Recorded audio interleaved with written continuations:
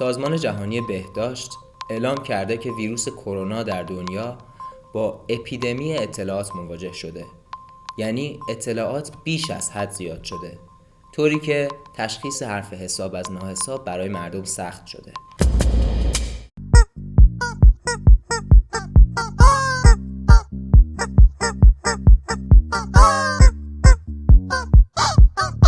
بنابراین جا داشت قبل از اضافه کردن یک محتوای جدید دیگه به اینترنت از خودم بپرسم که چه ضرورتی داره که من بخوام در مورد روانشناسی بیماری‌های همه‌گیر صحبت کنم.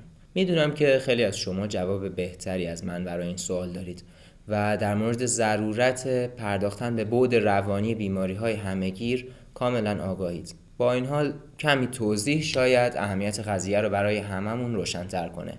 واقعا فکر نمی‌کنم کسی در طول تاریخ بشر تونسته باشه موضوعی رو برای همه روشن کنه. به قول معلمامون اگه فقط یه نفرم به دردش بخوره همون کافیه. قبلا توی یه پست در مورد حس و حالی که این روزا ممکنه داشته باشیم نوشتم. گفتم شاید از اینکه کرونا بگیری نگرانی، شاید از اینکه اطرافیانت کرونا بگیرن نگرانی، شاید از اینکه ناقل کرونا به عزیزانت بشی نگرانی، شاید از اینکه می‌خوای مراقبت کنی ولی وسایلش نیست احساس درماندگی داری، شاید از این افتضاح مدیریت بحرانی که توی کشور می‌بینی عصبانی، شاید از اینکه می‌بینی جونت برای مسئولان کشورت ارزش نداره احساس خشم و تنفر می‌کنی، یا شاید از اینکه توی خونه موندی کلافه شدی.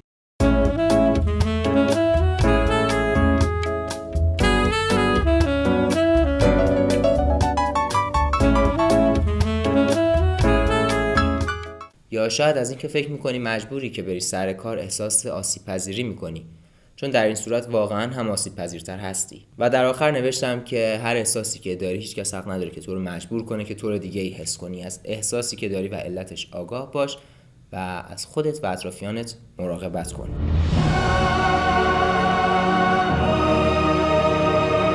اینها فقط بخشی از اهمیت بعد روانی بیماری‌های همه‌گیره. به این لیست وضعیت کسانی که خودشون و یا اطرافیانشون کرونا گرفتن و یا در اثر کرونا جونشون رو از دست دادن، احوال اونها رو اضافه کنید. پدر یا مادری که کرونا گرفته یا شاید هر دو، فشاری که برای مراقبت روی دوش فرزندانش هست. به این لیست فشار سنگین روانی روی کادر درمانی رو هم اضافه کنید. این گروه از طرفی مستعد ابتلا به کرونا و از طرف دیگه مستعد آسیب‌های روانی هستند. طبق آمار رسمی که از همه‌گیری ویروس سارس در سال 2003 در دسترسه، 20% پرسنل درمانی درگیر با این همه‌گیری دچار PTSD یا اختلال استرسی پس از آسیب روانی شدن. اهمیت پرداختن به روانشناسی بیماری‌های همه‌گیر به همینجا ختم نمیشه.